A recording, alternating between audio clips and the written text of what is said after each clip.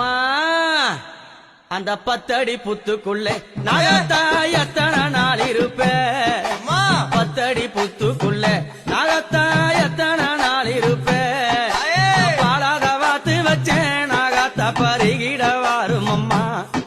நான் பாலாத வாத்து வச்சேன் நாகத்தா பருகிட வாரும் அம்மா 10 அடி புத்துக்குள்ளே நாகத்தா எத்தனை நாள் இருப்பேன்